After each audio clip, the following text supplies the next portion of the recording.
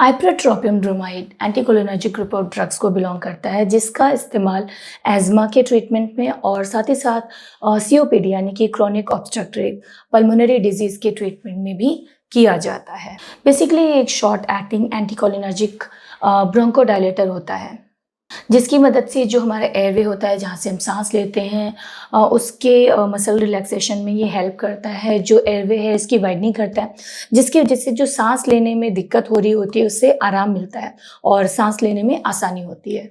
तो इन कारणों से इसका इस्तेमाल एज़मा और सीओपीडी के ट्रीटमेंट में किया जाता है।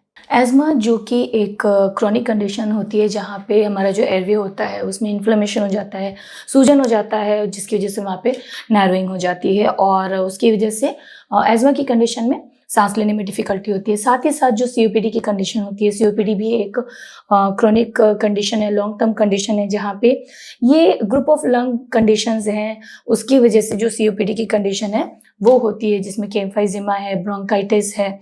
इन सारी कंडीशंस की वजह से सीओपीडी की कंडीशन होती है। इसमें भी ब्रीदिंग डिफ़िकल्टी होती है। तो ये सारी प्रॉब्लम्स को ट्रीट करने के लिए, रादर मैनेज करने के लिए जो आइप्रोट्रोपियम है उसका इस्तेमाल किया जाता है। ब्रोंकोडायलेशन करने के साथ साथ ये म्यूकस प्रोडक्शन को भी कम करता है।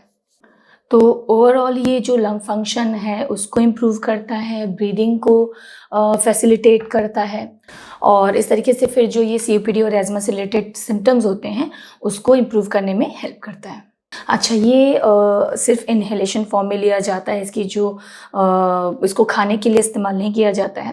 इन्हेलेशन के लिए इस्तेमाल किया जाता है। इन्हेलर कैसे यूज़ करना है, इन्हेलर में इस दवाई को कैसे डाल के यूज़ करना है, ये आप अपने डॉक्टर से, इसके लिए आपको प्रॉपर ट्रेन किया जाता है और अच्छे से समझाया जाता है किस तरीके से इन्हेलर यूज़ करना है, किस तरीके से इस दवाई को उसमें डालना है, किस तरीके से इन्हेलर को मुँह पे लगा के उसका इस्तेमाल करना है। ये सारी चीज़ों को हमेशा बहुत ही ध्यान से समझें, ताकि आप आगे चल के जब भी आपको जिस तरीके से आपको एडवाइस किया जाता है इस दवाई का, आप इन्हेलर के साथ उसी तरीके से बिल्कुल इस्तेमाल कर सकें।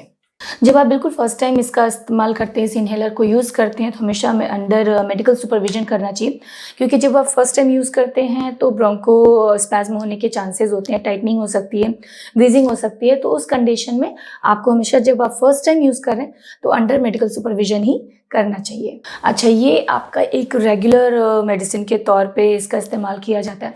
ये रेस्क्यू इन्हेलर नहीं है। रेस्क्यू इन्हेलर के मेरे कहने का मतलब कि जब आपको सडन कभी कोई ब्रीदिंग प्रॉब्लम होती है तो इस इन्हेलर का इस्तेमाल नहीं करना होता है। ये आपको तुरंत होने वाली या फिर सडन होने वाली ब्रीदिंग डिफ़िकल्टी से एकदम से आराम नहीं दिलाता है। तो उसके लिए जो आपका रेस्क्यू इन्हेलर है उसी को ही यूज़ करें और इसका इस्तेमाल बिल्कुल उसी तरीके से करें जिस तरीके से आपके डॉक्टर ने आपको एडवाइस किया है।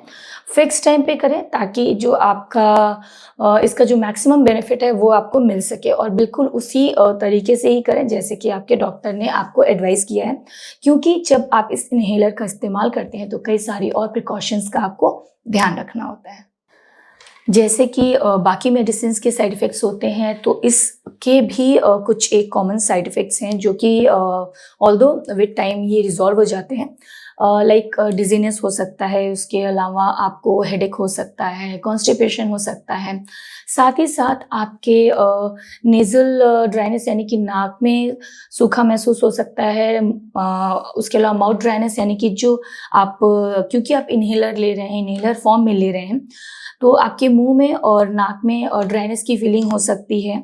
उसकी वजह से मुंह में, नाक में थोड़ी-सी इरिटेशन भी महसूस हो सकती है।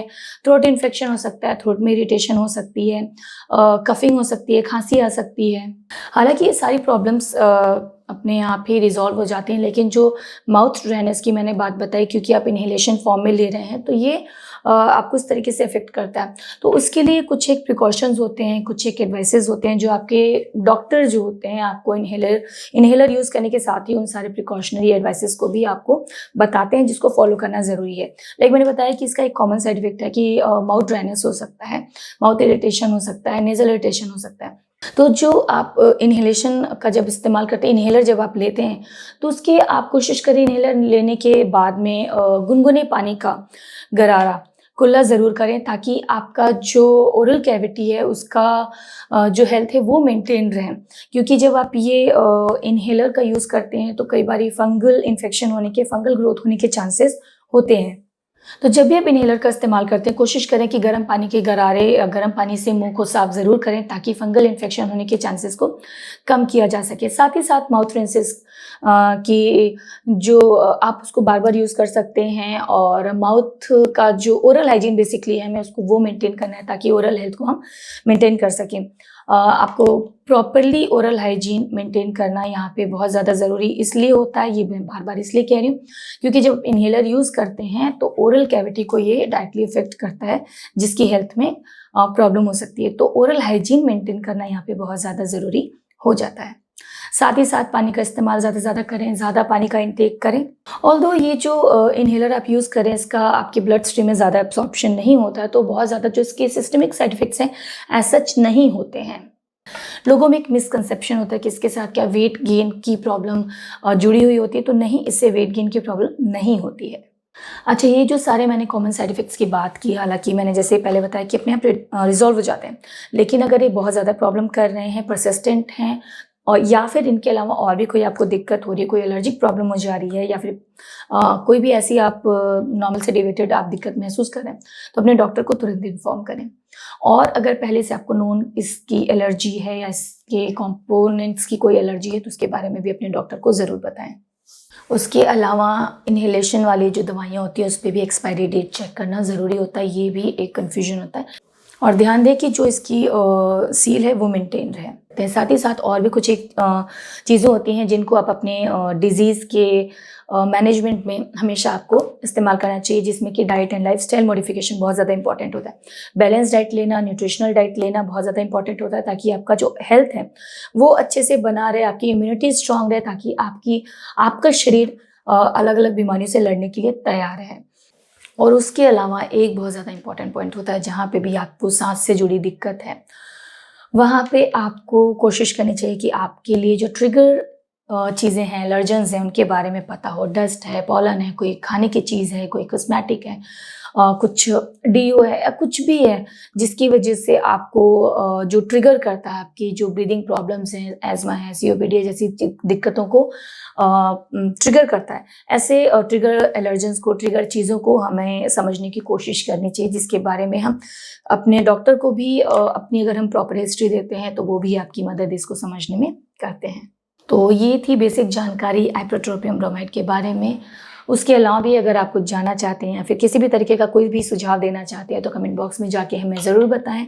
और ओरिजिनल दवाई ऑर्डर करने के लिए आप हमारे लिंक का इस्तेमाल कर सकते हैं, जो कि डिस्क्रिप्शन बॉक्स में हमारी टीम ने दिया हुआ है। मिलते हैं अपने अगले वीडियो में। धन्यवाद।